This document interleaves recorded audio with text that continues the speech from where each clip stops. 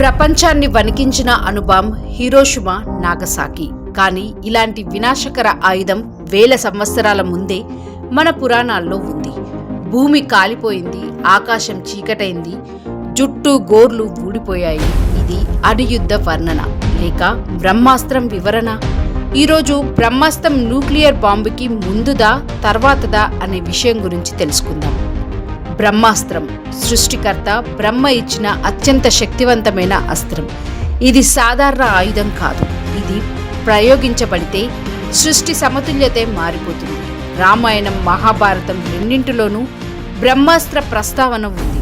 కానీ ఒక నియమం ఉంది, దీనిని ప్రయోగించవచ్చు కానీ తిరిగి ఆపడం చాలా కష్టమని.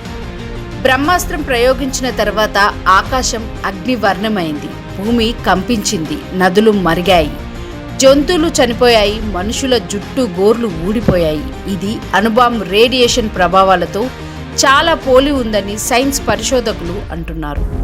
అణు పేలుడు తర్వాత radiation sickness, hair fall, sterile land ఇదంతా బ్రహ్మాస్త్ర వర్ణనలతో పోలిక కాదు. బ్రహ్మాస్త్రం నిజంగా బాణమా లేక శక్తి మంత్రంతో నియంత్రించే ఎనర్జీ వెపనా? పురాణాల్లో మంత్రం ద్వారా యాక్టివేట్, మంత్రంతోనే డియాక్టివేట్. ఇది నేటి కోడ్ బేస్డ్ వెపన్ సిస్టమ్లా అనిపిస్తుంది.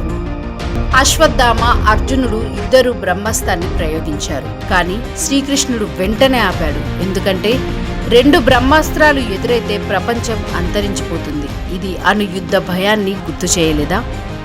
బ్రహ్మాస్త్రం వాడితే భూమి, పంటలు పండవు, తరతరాల పాటు జీవనం నశిస్తుంది. అందుకే పురాణాలు చెబుతున్నాయి, ఇది చివరి ఆయుధం, చివరి మార్గం. నేటి న్యూక్లియర్ వెపన్ పాలసీ కూడా ఇదే కదా. బ్రహ్మాస్త్రం నిజంగా అణుబాంబుకే ప్రాచీన రూపమా లేక మనకు అర్థం కాని అడ్వాన్స్డ్ సైన్స్ కథనా? వేల సంవత్సరాల క్రితమే మనుషులు ఇంత ప్రమాదకర శక్తిని తెలుసుకున్నారా?